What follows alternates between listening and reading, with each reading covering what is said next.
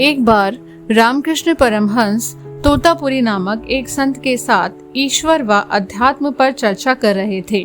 शाम हो चली थी और ठंड का मौसम होने के कारण वे एक जलती हुई धूनी के समीप बैठे हुए थे। बगीचे का माली भी वहां काम कर रहा था और उसे भी आग जलाने की जरूरत महसूस हुई। वह फौरन उठा और तोतापुरी जी ने जो धूनी जलाई थी उसमें से लकड़ी का एक जलता हुआ टुकड़ा उठा लिया। तोतापुरी जी जोर से चिल्लाने लगे, तुम्हारी धूनी छूने की हिम्मत कैसे हुई? पता नहीं ये कितनी पवित्र है। और ऐसा कहते हुए वह माली की तरफ बढ़े और उसे 2-4 थप्पड़ जड़ दिए। रामकृष्ण यह सब देखकर मुस्कुराने लगे। उनकी मुस्कुराहट ने तोतापुरी जी को और भी घिन कर दिया। तोतापुरी जी बोले, आप हंस रहे हैं?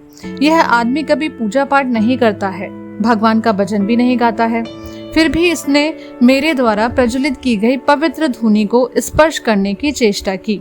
अपने गंदे हाथों से उसे छुआ, इसलिए मैंने उसे यह दंड दिया। रामकृष्ण परमहंस शांति पूर्वक उनकी बात सुनते रहे और फिर बोले, मुझे तो पता ही नहीं था कि कोई चीज छूने मात्र से अपवित्र हो जाती है। अभी कुछ ही क्षण पहले आप ही तो हमें एको ब्रह्मा द्वितीयो नास्ति का पाठ पढ़ा रहे थे।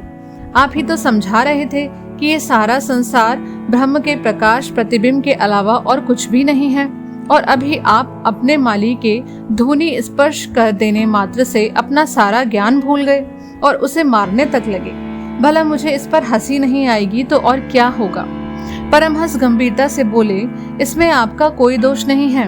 आप जिससे हारे हैं वह कोई मामूली शत्रु नहीं है, वो आपके अंदर का अहंकार है जिसे जीत पाना सरल नहीं है।